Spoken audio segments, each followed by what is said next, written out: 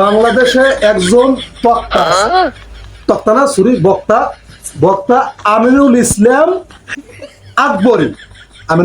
আকবরী এই হুজুরে বলছে যে কার কার বয়ান শোনা যাবে না, কার কার বয়ান শুনলে আপনারা কাফের হইবেন, আপনাদের ঈমান নষ্ট হইবে, আপনারা মুসলমান থাকবেন না। হুজুরে বললে যায় নাই যে কার কার বয়ান শুনলে আপনারা জান্নাতে যাইবেন, কার কার বয়ান শুনলে আপনাদের ঈমান মজবুত হইবে, কার কার বয়ান শুনলে আপনারা জান্নাতবাসী হইতে এই কথা কিছু বললে গেছে? জানি না, বললে যায় নাই। আজকে আমি হুজুরের সাথে কথা বলছি, আজকে আমি বলবো যে কার কার বয়ান শুনলে আপনারা জান্নাতে যাইবেন, কার কার বয়ান শুনলে আপনাদের ঈমান মজবুত হইবে, কার কার বয়ান শুনলে আপনারা দিনের পথে আইতে পারবেন, এইটা হুজুরে আমার বলতে কইছে। এখন আমি আপনাদের শুনামু যে হুজুরে কি বলছিল, কার কার বয়ান শুনলে আপনারা জাহান্নামে যাইবেন, ঠিক কিনা? জানি না। কার কার বয়ান শুনলে আপনারা ঈমান থাকবে না, কার কার বয়ান শুনলে আপনারা জাহান্নামী হইবেন, পথভ্রষ্ট হইবেন, জোরে বলেন ঠিক কিনা? জানি না। এখন আমি যাই দেখাই হুজুরে কার কার বয়ান শুনতে মানা করছে, কার কার বয়ান শুনলে আপনারা জান্নাতে থাকতে পারবেন না, জাহান্নামে যাইবেন। চলেন আমরা এক নজর দেখি হুজুরে কি কি বলছে, কার কার বয়ান শুনলে আপনারা জাহান্নামে যাইবেন। কার কার ওয়াজ শোনা যাবে না?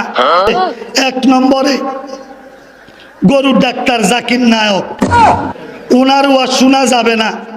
আব্দুর রাজ্জাক কাজ্জাব বিন ইউসুফ, ওনার ওয়াজ শোনা যাবে না। শায়ক আহমদুল্লাহ, ওনার ওয়াজ শোনা যাবে না। শায়ক মদিউর রহমান মাদানী, ওনার ওয়াজ শোনা যাবে না।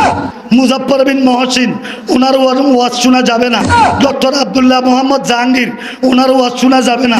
ডক্টর আবুল কালাম আজাদ বাশার, ওনার ওয়াজ শোনা যাবে না। ডক্টর ইমাম হুসাইন, ওনার ওয়াজ শোনা যাবে না। মুফতি কাজী ইব্রাহিম, ওনার ওয়াজ শোনা যাবে না। মাওলানা আকরামুজ্জামান, তার ওয়াজ শোনা যাবে না। বাশার বিন হায়াত, আব্দুর রাজ্জাক কাজ্জাব বিন ইউসুফের ফোলা, তার ওয়াজ শোনা যাবে না। কামাল উদ্দিন জাফরি, ওয়াজ শোনা যাবে না। শায়ক ওয়ালিউল্লাহ, ওয়াজ শোনা যাবে না। ডক্টর সিফাত হাসান, আসাদুল্লাহ আল গালিব, হাসিবুল হাসান, আবু তোহা আদনান, এটা আন্তর্জাতিক বেদ্য। তো বললো যে কার কার বয়ান শোনা যাইবে না, দেখছেন? এখন আমি বলবো যে কার কার বয়ান শোনা যাইবে, কার কার বয়ান শুনলে আপনাদের ঈমান মজবুত হইবে, জান্নাতে যাইবেন, জোরে বলেন সুবহানাল্লাহ। আমি বলুম না, আমার শরম করে। এখন আমি বলতে যে কার কার বয়ান শুনলে আপনারা জান্নাতবাসী হবেন। এক নম্বরে আছে আপনার দেওয়ানবাগী, যার বয়ান শুনলে আপনারা জান্নাতে যাইবেন, কনফার্ম 100% শিওর। হুজুরে বললে দিয়েছে আমার দেওয়ানবাগী এক নম্বরে। দুই নম্বরে গোলাম মহিনুদ্দিন, সৈয়দ গোলাম মহিনুদ্দিন, বয়ান শুনবেন, ঈমান তাজা হইবে। মাওলানা সৈয়দ রায়হান শাহ, বয়ান শুনবেন, ঈমান তাজা হইবে। বলেন ঠিক কিনা? জানি না। আরো বয়ান শুনবেন গিয়াসউদ্দিন তাহিরি, আরো বয়ান শুনবেন হাসমাতুল্লাহ আদ্রসি, আরো বয়ান শুনবেন আনিসুর রহমান আকবরী। এই হুজুরের নিজের বয়ানে শুনবেন, ঈমান তাজা হইবে, ঈমান মজবুত হইবে। যদি বলেন ঠিক কিনা? জানি না। আপনারা আরো বয়ান শুনবেন জাহাঙ্গীর চট্টগ্রাম, জাহাঙ্গীর হুজুর, তার বয়ান শুনবেন আপনাদের ঈমান তাজা হয়ে যাইবে। আপনারা আরো বয়ান শুনবেন চন্দ্রপুরী, তার বয়ান শুনলে আপনাদের ঈমান তাজা হয়ে যাইবে। আপনারা আরো হুজুর আমার অনেক নাম বলতে বলছে, কিন্তু সময় নাই বিদায় আজকে আমি বলতে পারলাম না। ইনশাল্লাহ আমি আগামী বয়ানে বলবো কার কার বয়ান আরো আপনারা শুনতে পারবেন, কার কার বয়ান শুনলে আপনারা জান্নাতবাসী হবেন, কার কার বয়ান শুনলে আপনাদের ঈমান মজবুত হইবে।